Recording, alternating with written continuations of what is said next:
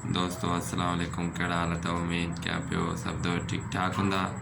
दोस्तों इन वीडियो में मां तव्हांखे ॿुधाइण वारो आहियां हिकु अहिड़े शख़्स जे बारे में, तमामु प्यारो दोस्त ॿाहिरि वांगुरु रमज़ान मरी, जेको मुंहिंजो दोस्त आहे ऐं हिकु यूट्यूबर आहे। तमामु सुठो यूट्यूब ते कमु करे रहियो आहे हिन वक़्तु। दोस्तों उन जे बारे में मां तव्हांखे हिन वीडियो में मुकमल स्टोरी हुनजी हिन वीडियो में ॿुधाइण वारो आहियां। दोस्तों हलूं था पंहिंजे मेन वीडियो जी तरफ़। दोस्तों रमज़ान मरी नवाबशाह शहर सां तालुकात रखंदड़ आहे। हिन वक़्तु जेको आहे त नवाबशाह में रहंदो आहे, हुन सां गॾोगॾु यूट्यूबर बि आहे ऐं सिंधी चैनल हुनजा 2 चैनल आहिनि, हिकु सिंधी जी मालूमात, हिकु महरान अपडेट। इहे 2 चैनल हिन दोस्त जा आहिनि रमज़ान मरीअ जा। ऐं हिकु चैनल मुंहिंजो बि हलाईंदो आहे जेको रज़ा टीवी जे नाले सां आहे।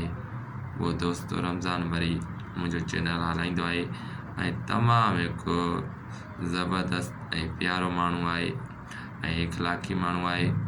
दोस्तों तमामु सुठो तरीक़ेकार आहे, हर तरीक़ो रमज़ान मरी वटि आहे। जेकॾहिं तव्हांखे यूट्यूब चैनल ठाहिराइणो आहे, फेसबुक आईडी ठाहिराइणी हुजे, त बि हिन दोस्त सां तव्हां राब्तो करे ऐं पंहिंजी हर सेटिंग तव्हां कराए सघो था, यूट्यूब जी, फेसबुक जी।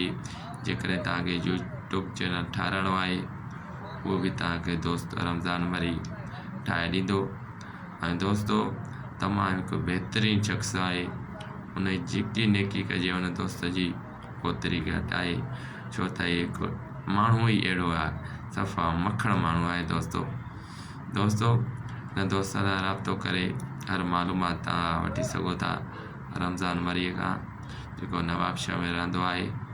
दोस्तों यूट्यूब तां सुठा पैसा कमाए रहियो आहे। जेकॾहिं तव्हांखे बि यूट्यूब तां पैसा कमाइणा हुजनि, फेसबुक पेज तां पैसा कमाइणा हुजनि, त रमज़ान मरीअ सां राब्तो करे ऐं तव्हां बि पैसा कमाए सघो था यूट्यूब चैनल ते।